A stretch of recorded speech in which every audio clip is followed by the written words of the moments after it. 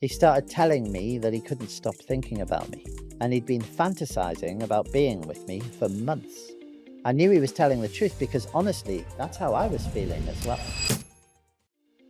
A bit of housekeeping before we begin Where You Left Them, the Dad Hugs podcast. Harry and Emma are not therapists, and your needs will be specific to your circumstances. The opinions expressed in this podcast should not be construed as formal advice. Some stories have been amended and simplified for narrative flow, and names have been changed to protect the anonymity of our contributors. Hi, this is Where You Left Them, the Dad Hugs for Your Soul podcast, where we talk about real people's real stories and their real relationships, and we see if we can help. And we see if we can apply those things to help ourselves in our own lives and relationships. My name's Harry. If you knew that, you might have seen me already on socials. Either way, I'm glad you're here. I help people, thousands of people with difficult and complicated relationship situations and breakups.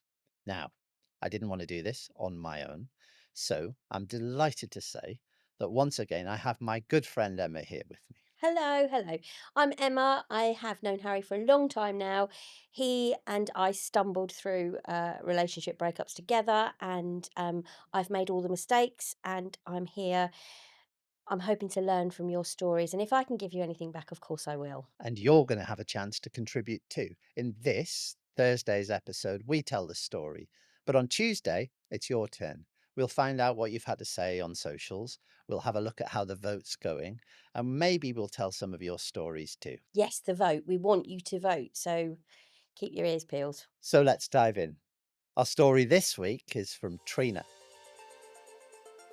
Dear Harry, I've watched a load of your videos on Facebook and I love them and find them really helpful. Maybe you can give me some advice on my issue at the moment. I'm 56 and I've been a single parent for nearly 12 years. I have 2 kids and the youngest one is just about to leave home for university. The older one moved out 3 years ago. Their dads are different, but I don't really see either of the guys anymore. So I've been on my own for a long time. There's been a few men friends here and there, but nothing really lasts more than a couple of months, and I'm always the one who gets dumped. It's pretty lonely at times, and even though I try to keep myself looking nice, my ego's definitely taken a knock with the rejections, especially in the last couple of years. I just can't face the dating apps. No. Who can, Who Trina? can? Oh my God, dumpster fire. Bin fire. Bin fire. So I tend to meet men on nights out. Oh, That's worse, isn't it? it's worse. Is that Come on. worse? Well, is it? Yeah, it is. Actually, can we have a chat? Because there's a few things here I want to talk about. Go. First of all, yes, dating apps are terrible, but they are possibly maybe preferable to someone who's propping up a bar. Do you think on a night out? I don't know. It's a good question. We used to meet people in the disco, Harry, in my day, Did you at the tea dance at the tea dance. with the Wurlitzer organ? That yeah. Absolutely, and we were engaged within a week. But also, didn't we? Isn't it most people they used to meet at work? Is that all changed now? I see. I'm 53. I hear you, Trina. I was single, into my 50s, and it's a whole new world for us. It's a frightening whole new world for us. I think a lot of people meet partners at work, don't they? Yeah. Because it's that familiarity, isn't it? Someone said recently, and I thought this was brilliant. It's a girl I know really well, and she said, "Is he hot or is he office hot?" And I thought, isn't Oh, that brilliant? that That is, and that's familiarity, really true, isn't it? seeing someone every day, that closeness. You feel like you already know quite a lot about them, but also have we got empty nesting happening? It seems to be that way. Yeah. I've always had a tricky relationship with my daughter. We clash a lot, and I feel like she's really critical of everything I do. There's a lot of screaming rows at home, and I'm half looking forward to her moving away, to be honest. Oh, So not total oh, empty nest, no. not total loneliness. And of course, maybe it's not loneliness. Maybe she's just fed up of the daughter. Maybe that It's hard work with a teenager, isn't it? certainly is. I love her, of course, but I definitely think we need some space away from each other. Anyway, she's been seeing her new boyfriend for about 2 years, and he's a few years older than her. He's 24, she's 19. Okay. I'm actually surprised they've lasted this long, really, as she is very moody at times. Hang on a minute. Trina. Trina, you said she was critical of you. Wow. She's very moody. I mean, how old is she? She's 19. Yeah, she's hormonal. They're Do you all think? moody. Of course they are. They Not all. just moody, hormonal moody. Well, she's hormonal, and at that age, you realise your parent is a person, isn't it? Yeah, they're your peer then, aren't they? Yeah, And you start to compete. yeah, Oh. yeah. And honestly, doesn't take as much pride in her appearance as she should. Oh, Trina is going in hard. she is right. That is. Hang on a minute. Hang on a minute. Hang on a minute. So, mums can be extremely critical of daughters. Yes. Tell me what Trina said really early on. She said something about her ego. She tries to look nice. What did she say? It's pretty lonely at times, and even though I try to keep myself looking nice, my ego has definitely taken a knock with the rejections, Right. especially in the last couple of So years. she's very focused on what she looks like and what her daughter looks like. I'm betting she's a really attractive woman. Yeah, Uh, yeah, that's the impression I Yeah, get. I reckon Well she's put a together, very put together, very attractive all woman. that fancy nail stuff, right? All of that, All of lovely that. hair, nice, looking lovely. And I know I'm taking a big leap here, but I'm of that age also, and you starting to realize that, my God, I'm not gonna, things are sagging and. Hey? Yes, obviously not in me, Harry. Okay. But and I worry for Trina because I think that she's really focusing on that and And why and and of course she has the reminder, doesn't she, of with the a beauty beautiful, of youth. yeah, exactly. Yeah, Thank God I've got a son. yeah. I'm sure he's beautiful. He is. I'm actually surprised they've lasted this long, really, as she's very moody at times and honestly doesn't take as much pride in her appearance as she should. I've always got on with him, but I did have to speak to him about a year ago because it turned out he'd cheated on her. Just kissed a girl one night, and when she found out from her best friend about it, she was completely devastated. Oh, bless her. Her dad isn't around to have these kind of man to man talks with the boyfriend. That strikes me as very. I tell you what it is, Harry. Go ahead. It's very. I'm going to use the word traditional. It's a traditional view that you can have. You can have this kind of conversation with, what is he? 20? He's 24, Yeah. with a 24-year-old lad saying, "Now, come on, So sonny." the dad takes him aside Yeah. and says, "You cannot behave like this." What she should be doing is taking the daughter aside and going, "Bin him off, love. You're 19. There's plenty more fish in the sea." Yeah. I Yeah. mean, yeah, I think that's fair. And why any man to man, quote unquote, stuff should be happening with his dad, shouldn't it? His dad, not Yeah, her. that's what I thought. Yeah. But fair play. She's probably trying to protect her daughter. I get it. I get it. And we know Trina's traditional, right? She's traditional and she's always had to be mum and dad, Yeah, probably. yeah. But I just told him how much she really cared about him and how much he should respect her. He pretty much begged her to get back together after that, and eventually they did. And they seemed much more happy and more stable. She even told me a few months ago that he'd talked about getting engaged when they finished Oh, university. so it is serious. Hmm. Very young though. They're babies. That to you. So the big issue now is that I think there's something developing between me and him. What? What? What? No, I did not see that coming. Yeah, that was a curveball. If I'm honest, we flirted for a while. Nothing serious, just harmless comments here and there, like he will tell me if I'm looking really nice or my hair's good. But then he sort of looks at me too long. Oh, I'm looking at you too long. oh, Look. you are very much. But I've taken How my. is that? It's very uncomfortable. Oh, thanks very much. There's definitely been a sexual tension between us. Oh no. But anyway, 2 weekends ago, Please don't. I don't want to hear. she got called into work for a late shift to cover someone, and he said he'd drop her there. He did that, but about half an hour later, he came back to the Oh, house. Trina, don't do it. Don't do it. I was surprised and not surprised at the same time. He started telling me that he couldn't stop thinking about me, and he'd been fantasizing about being with me for Oh, months. I knew he was telling the truth because honestly, that's how I was feeling as well. no, Long God. story short, No, no, no, no, no, no. that night we had sex. Oh, God, Trina. And we have done it every time my daughter goes to work. She always works evenings in a bar. I feel dreadful and guilty, of course, but it's also amazing. And I love being with him. He's talked about seeing me properly when she goes off to university in a bit. What do I do? He makes me feel really good, but I know she would be destroyed if she found out.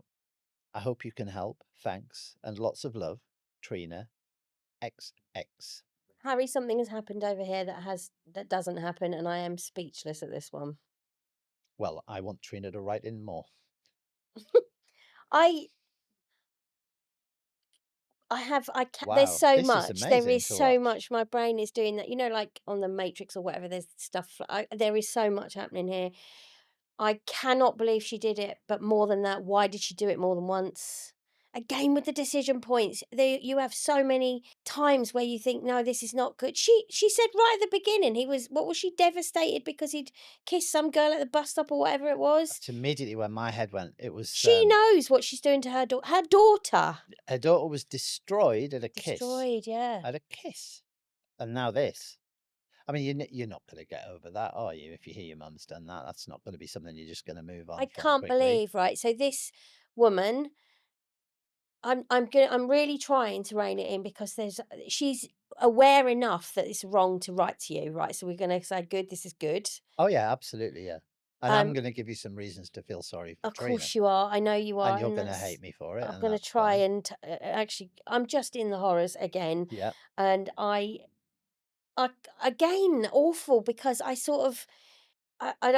don't want to generalize, but again, he's a young lad. This is a common thing, isn't it? Younger blokes wanting to be with older women. That's Yeah. not, we've all heard it. But she needs validation so desperately that she has weighed up, causing her daughter massive pain Mm. and probably wrecking their relationship forever just to Yes. get that validation. Yeah. I think that the fact that her and her daughter aren't getting on too well when this is going on is relevant. What you think it's more calculated, or is it giving her an excuse? I think that, it's easier to betray someone that you're not feeling particularly emotionally close to in that point, especially if it's someone that you've raised, right? As a parent, you go through periods where you're really not that fond of your Yeah, yeah, teenage yeah, yeah, kids, yeah, right? And they're very much not fond of you. absolutely. And as Trina's daughter's 19, she's really at that point where she's sexually aware, she's available, and she has younger men available to her, Yeah, right? So she's kind of setting out on this sexual maturity, this emotional maturity, going into relationships that Trina feels are fading away from her. And Trina obviously is at that age that women, especially men too, but women certainly more acutely feel like they're becoming invisible. 100% completely, 100% true. Yeah. And then that invisibility comes with an awful lot of other insecurities. Things like, losing your sexual drive, losing your appeal Mm. to the opposite sex or to the sex with which you're interested. But it really unmasks a lot of insecurities. So I think again, if she, like I said, I bet you any money that she's a really attractive woman, Yeah, she's and hot. I think she's hot. yeah, and I feel like she has undervalued the rest of her personality probably all her life, Yeah. and now she's at the point where she feels like this part of her big, selling point, if that's what you want to call it, is fading. Yes. Yeah. Absolutely. Yeah. I feel actually unbelievably I feel sorry for her, but I think I might be blocking out what she's actually done because I don't have a clue how what's she gonna do about that. Yes. I agree. So, right, okay, Harry, in A a desperate attempt. desperate attempt to find sympathy because, she's lonely, Hmm. right? We learn early on she's lonely. She's a lonely person. Her children, much as she is annoyed by one of them, the first one's gone, the second one's about to go. She's lonely, right? I get that. She. She said it can be lonely, didn't she? I think that if she was lonely, the loneliness is solved, isn't it? Because she was worried about being alone emotionally outside of relationships. And she was talking about the rejection and that making Right. her feel lonely and isolated. But then in the same breath, she's saying, kind of looking forward to my daughter going to Oh, university. So it's not the daughter leaving that is triggering the loneliness. No, I don't think there's any kind of there is an empty nest thing going on, Right. which is triggering the other stuff. But actually, I think the loneliness that she's feeling is more relationship anxiety. It's I want to be in a relationship. I want a man around. The man to man talk thing, the Mm. traditional values, all of that suggests that actually maybe what she's feeling is an anxiety to be in a relationship. But right, okay, as a parent, she is acting incredibly selfishly, isn't she? Incredibly Yes. indefensibly selfishly, Yeah. surely. Does Yeah. she know that? Do you think? Oh, yeah, absolutely. I think Trina, and you can read it in her words, she's racked with guilt. And it takes a lot of courage to write a letter Yeah, it like that. does, It and takes a lot of courage. that's the one thin thread really that I've got. The Is fact that that that's the yeah, one. because I said to you, she's at least she's gone. I've got to do something about this, and she's written to you, and I think that's the thing. Well, let's look. If you look at the facts in isolation, so Trina has raised her kids pretty much herself. Yeah, Her kids have done pretty well. Trina's obviously done a good job. They've gone to university, yeah, so the oldest kid's off to university. Trina is left alone and pretty lonely anyway. yeah, So the empty nest thing is coming. There is a pressure coming, where she knows she's going to be on her own. On the back of that, she's feeling more invisible, more unappealing to men. yeah, She's yeah, yeah, being rejected, probably for the first times in her life, because as we're speculating, she's probably a fairly attractive lady because she yeah, takes care of herself. yeah, Um, she's disagreeing with her daughter a lot. She has this rising envy for her daughter yeah, as her daughter sachets past with her perfect buttocks in the morning, and Trina's feeling a bit down on herself yeah. because Derek from Tinder's dumped her the day before. She's not going to feel great. And all of that builds a kind of resentment and an envy. So there could be something a little bit more dark going on. Oh my God! She could be incredibly envious of her daughter. And you're not telling me it's calculated at some level? I think it's calculated, yeah. And I think there's no do you think it's coincidence that she kind of can't wait for the daughter to go off to university? Because what happens for Trina when she does? Yeah. All kinds of filthy Well, things. absolutely, and he said he's gonna see but don't I mean, come on, you and I know that he's not gonna they're not gonna be in a relationship, are they? Come on. It's the saddest line of the whole It's letter. awful. It's the That's manipulative on his part. but that is the line, you see, in which we do find sympathy for Yeah. Trina. Yep. Trina's just a human being, right? Who's lonely and who is isolated and whose life has pretty much happened to her. Yeah. And believes on some level that a 24-year-old guy, I was going to say boy then, but I was married at 24. So I'm going to say Yeah. guy, but a 24-year-old guy is going to choose to be in a serious relationship with her after dumping her daughter. And I'm not sure how Trina would think that would work logistically because Exactly. she'd lose her daughter, surely. Yeah. But yeah, I think that's the saddest part of the whole thing, the difference between a malicious act and an act out of this kind of desperate need for validation that's Mm. being pulled away from her as she feels that she's less physically appealing, less appealing aesthetically. I think it's very sad and very difficult. If you've spent your entire life receiving validation from Yeah. different sources and then that goes away, that's a lot to lose. It really hurts. Absolutely. Yeah. Yeah, absolutely. And I wanna ask you, that seems like a whole lifetime of your self-image that you've suddenly got to look and find another self-image somewhere, and I want to ask you about that. But I also another thing that I'm really interested in, more than that, because this is right at the front of my head. She's not going to ever tell her daughter, is she? She cannot tell her daughter. This is a terrible, terrible mistake. Surely she's not going to come clean about that, is she? I tell you what I think of in these situations. Do you remember Friends, the Yeah, sitcom yeah, Friends, yeah, right? They always used to solve these awful moral dilemmas with truth, with yeah, just direct truth. So someone would cheat on someone in the storyline, and they'd resolve it by saying, listen, I've got to come clean. I cheated on you. And that feels, doesn't it, like that's the noble thing, like that's the yes. right thing to do. But actually, It's not. it's offloading responsibility. Yep. It's offloading the guilt and trying to assuage that guilt by giving it to someone else. But on top of that, it's poking that injured person more. Yeah, it is. And the argument for doing that way, of course, is well saying, well, yeah, but otherwise it's lies upon lies, and I'm keeping that from them. Sometimes that's a kindness. Yeah. Sometimes people need to know what they need to know. And in this situation, there's no happy end. There's No, no there isn't. Trina settling down with this kid. And the daughter being delighted. No. And the daughter and him aren't going to stay together because he's a cheater, Yeah. and once somebody cheats on you and you take them back, that Free boundary is reign. destroyed. Free You're reign, you're done. absolutely. Oh my gosh. So it's really sad actually. I mean the immediate gut punch reaction is to explode into, rage and indignation, but it's so sad. It is This sad. whole family blown apart. She's got to carry one way or another. She's got to carry that forever. And if she does the work, which you are obviously going to tell her to do, Mm. she's really going to have to carry that weight forever. Do you know what else I think is really interesting? That women in their mid 50s, early 50s have this huge kind of sexual surge, right? It's true.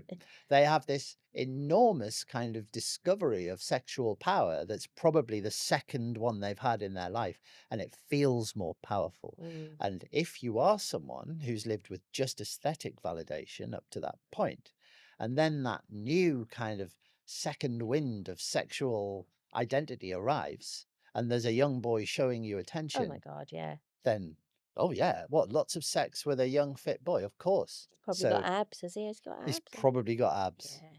Um, I mean, do they all have abs? yeah, I reckon, don't they? I don't know. This is your fantasy. I'm just Sorry. joining in. No, yeah, yeah, absolutely. And that is And that's that's powerful, right? I mean, yeah, it is powerful. I think a lot of men go through life believing that they are slaves to their sex drives. Yeah. But my Oh goodness. my God. Can I tell you a personal story? Oh God. Yeah, okay, it's all right. It's suitable, suitable. I came out of a long marriage, very Mm. difficult breakup, all that kind of thing. And I was very happy and very content. And I'd planned my future, and it was jigsaws based and probably a book club. Sounds quite nice. Lovely. I'm in. And I know, yeah, I was never, as you know, no man was ever going to cross my threshold, metaphorically as well as actually geographically. Beautiful. And I was perfectly happy with that. And then I watched Bridgerton. Oh, oh, And that switch got flipped, and that was, and you're quite right. You're quite right that that is a powerful, powerful thing. yeah. And when in a positive way, if you've got the freedom from caring responsibility upwards or downwards, fill your Oh, yeah. boots. I mean, so it should be. Yeah, It should be a powerful thing. yeah, We celebrate men with younger women all the time. And I think absolutely. it's quite an impressive thing It that, is. you can rediscover yourself at that point of life. And when you talk to people in their 20s and 30s about this, they've kind of written that off. They think, oh no, you don't do that. But Absolutely. there's a lot going on with people in their There 50s. really is. And I tell you what, it is you don't realise the power until you've done it once, and then you do. And that's it. That's the end of my story. And on that bombshell, Right, so Harry, I'm assuming I've made this massive assumption that she's racked with guilt and she's finished it all and that's it. But we're not there, are we? We're not. She hasn't said she's there's an finishing it. undertone, isn't there? Yeah, There is an undertone in this letter, and it started off as an undertone of tension. And so by sort of line 3 or 4, it became clear this was gonna be about sex. It was gonna be a sexual affair. It was going to be something because it was building to that. And it was almost creating this kind of looping excuse of, "And this happened, and I don't really get on with my daughter, yeah, and I'm lonely." And these are all sort of layered excuses, right? And that may seem a bit harsh to Trina, but they're excuses to yourself when you do them. We've all done it. We've all yeah. excused our Poor behaviour. poor behavior with various levels of excuse. And so I think there's a lot of that. But what's really coming through as we get towards the end of the letter is there's no kind of, so I'm going to stop. It's more, There isn't, is there? There's nothing like that. no, there's almost an air of asking for approval, right?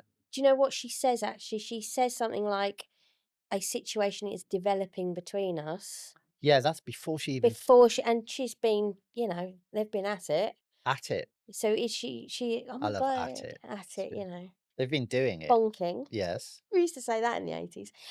But so she's not said she's finished it, has she? No, and I don't get from this letter that she has any intention of finishing it. Right, so your advice will be what? Finish it. Yes. Um, but the way that this finishes is it has to be quite delicately handled, this, because firstly, they're going to keep seeing each other. Yeah, They're of going to course. be in each other's orbit, right? That's the first thing.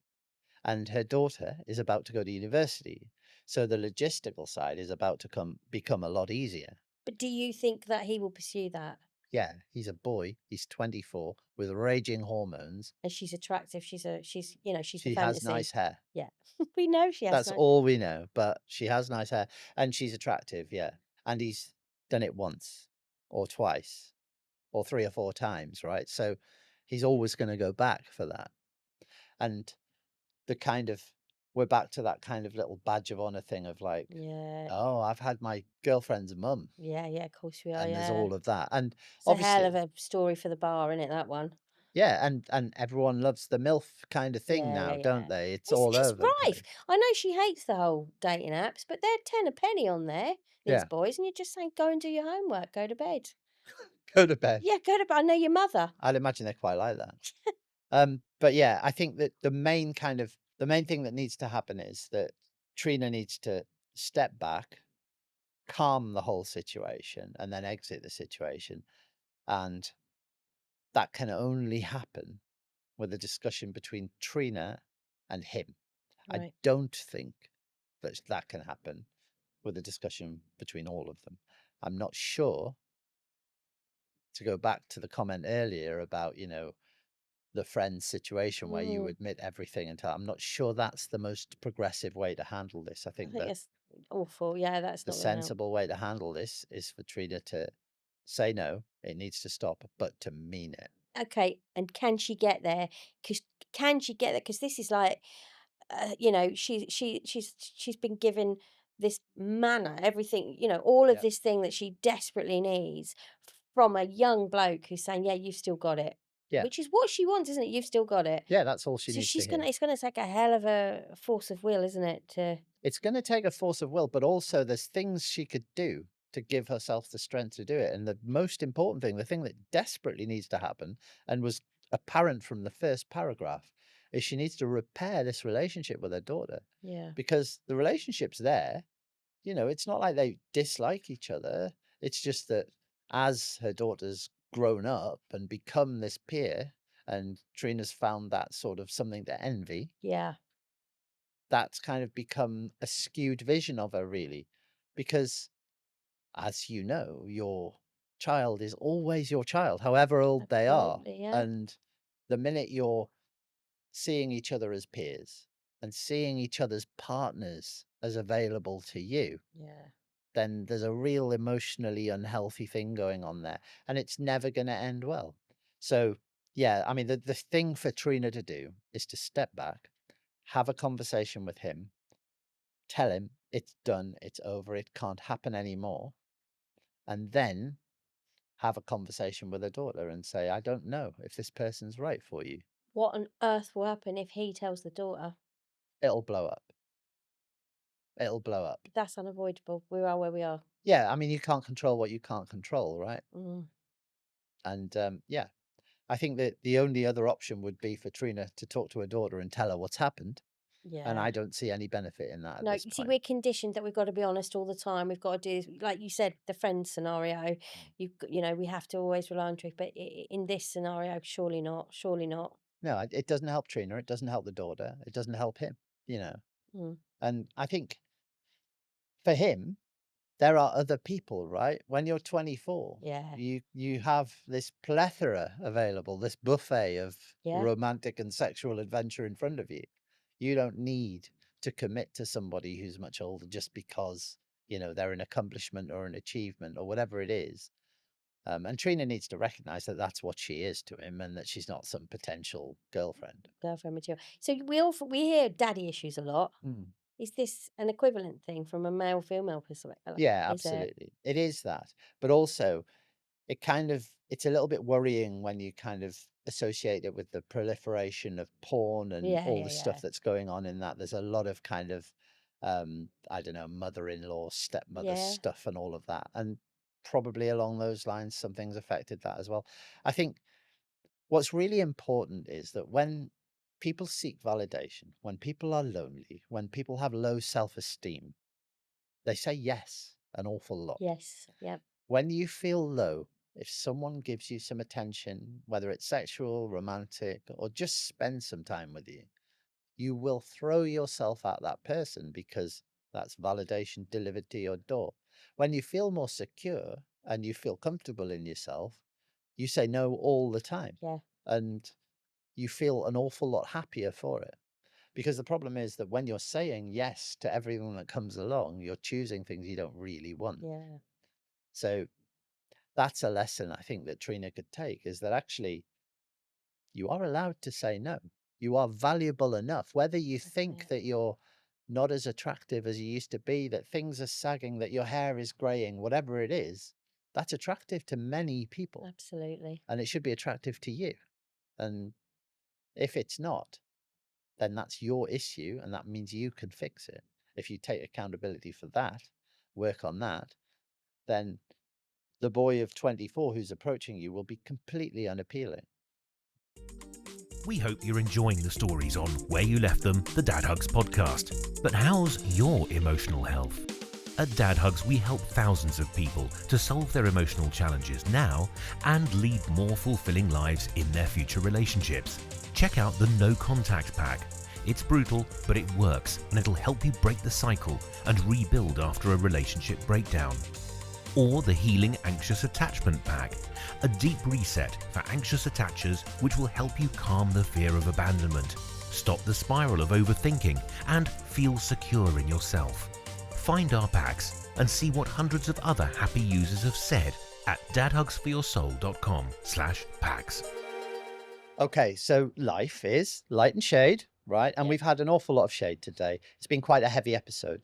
So, Emma, Yes. we're introducing a little new bit. I think they call them bits, They don't they? call them bits. Yes. You ready for the new bit? I'm not really, but let's do it anyway because I'm a little bit nervous. So we're going to have, every week, we're going to have a few different sections, but the first of those is this. Right. It's question of the week. Oh, okay. Right. It's nothing too heavy. It's going to be nice and easy for you. Okay. We're both going to answer it, Right. and then we're going to throw it open to you at home.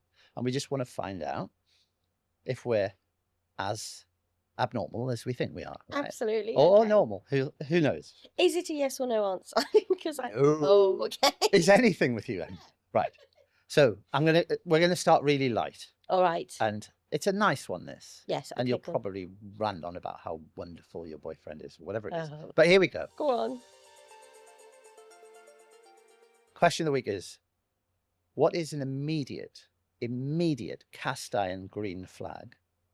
If you were to meet someone new, go on a date, what's the one thing that they could be doing or that you could see in them that would make you immediately go, oh yes, this is my person. This is for me.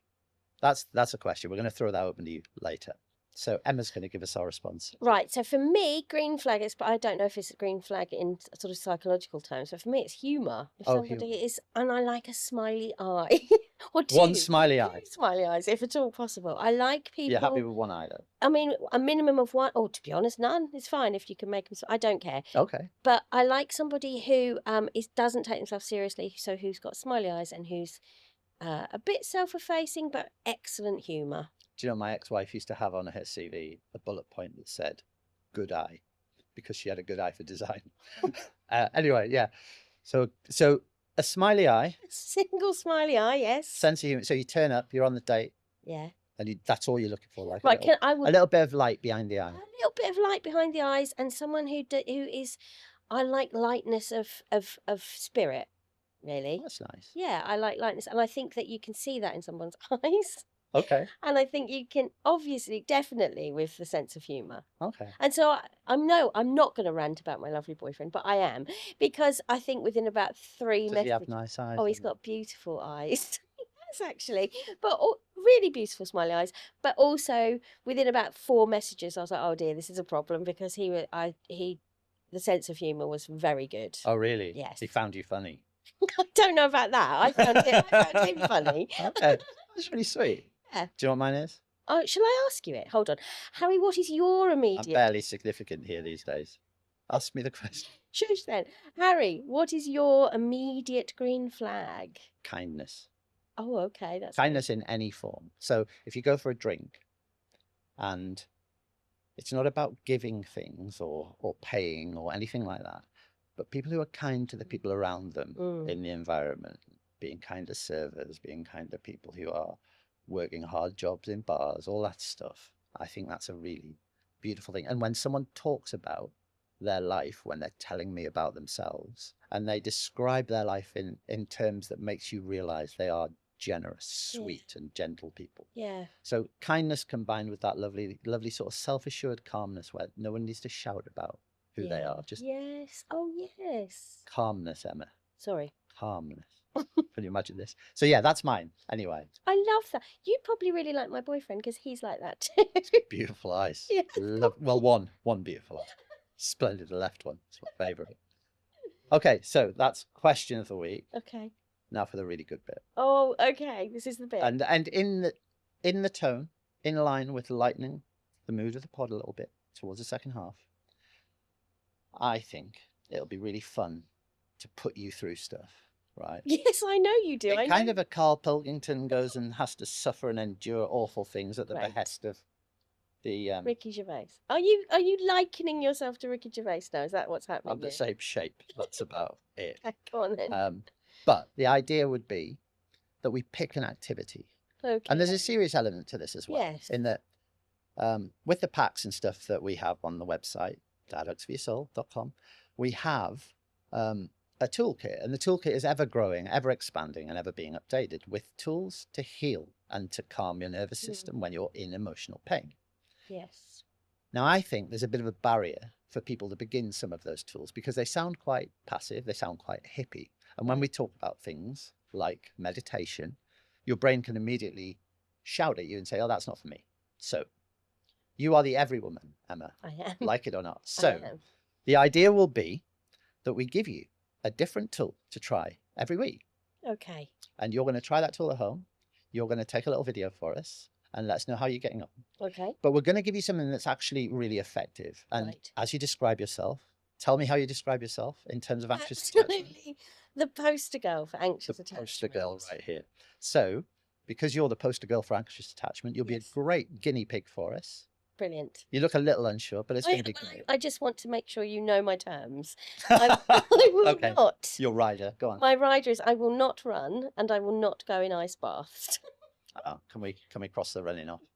Okay, so no ice bath. No ice baths, no running. Ice showers are fine. Oh, no, no. And epic cycling trips. So what we'll do is we'll start you off with something really simple, Okay. something straightforward. And I think the most interesting thing is to start you off with EMDR music. Now, Oh, okay, yes. so this is a bilateral music therapy. It's quite straightforward. It's not the full EMDR therapeutic system where you need a practitioner to sit next to you and get you to recall trauma. It's to activate the hemispheres of your brain, essentially, to distract you from emotional pain. And that can be just from anxiety, because I know you're not in emotional distress at the moment, thank goodness, which is wonderful, but you do suffer from some anxiety, and that's going to really work on that Yeah. quite quickly. And the most interesting thing about using EMDR first is that it will have an immediate effect. I expect that you'll feel an effect from that immediately. So we're going to set you off into the wilds, the reporter out in the field with your EMDR headphones, and you're going to report back. Okay. And on the Tuesday podcast, you're going to update us and let us know if it's making any difference, if you feel any different, if you find it useful. Okay. And then we'll move on through the different therapies in the toolkit and beyond. And we'll see if we can work on your anxious attachment, move you to Okay. feel more secure in yourself. Perfect. I'm very up for this. Thank you. Yes. Wonderful. And as the last part of this little segment now, we're going to provide the listener, the viewer, with a tool of the week. Mhm. But that's going to be something that they can use that's going to take about 20 seconds to change how they feel emotionally. So, you know, when you're spiraling, when you're having a really bad day, you may be feeling like you're sort of on the brink of anxiety or panic or hysteria. Oh, yeah. So something that just shocks you out of that state. And the old saying for that is to get out of your head and into your body. So a lot of these These tricks and tips are based on that. Okay. The first tool of the week that the listener can use Yep. is going to be fill a sink with freezing cold water. What is that? Lean over the sink and Right. splash the cold water on your face. That's it. So that when you're lying in bed and you're ruminating, and people who are listening to this will be at home, Yes. when you're having a bad experience and you feel like you can't get out of your head, we drag you into your body, we shock you into your body. So you're going to lean over a sink and splash freezing water on your face. That's all you need to do. You're going to do it for 30 seconds, and that's it. That's the only task this week. And you're going to try it when you're having a bit of an emotional moment and then report back. Let us know if it works. And you can report back on the website. I'm doing that as well, or is everybody doing that? Well, we can all do it. Why Oh, not? yeah, okay. Why not? I like Let's that. throw all the therapy at you. Okay, so we're going to leave it here for today. But before we go, we want you to vote. We'll be back with you on Tuesday to find out how that vote's going. So Emma, what's the vote going to be this week? Okay, the vote is going to be, should Trina tell her daughter what she's done? No? No. That's a no from both of Yeah, us. it's a big But no. let's see what you think. You can vote across all our social media platforms and also on the website, dadhugsforyoursoul.com/podcast. You can even leave a voice note and you can leave a comment. And there's a story area on the website where you can join the conversation and join the discussion. And if you'd like to send us your own story, of course, we will keep it anonymous. You can email us at podcast@dadhugsforyoursoul.com. But for now, thank you so much for joining us. We'll be back with you on Tuesday. And of course, if you're wondering where your ex is and what they're up to, they are exactly where you left them and they're doing exactly what they were doing. Big hug.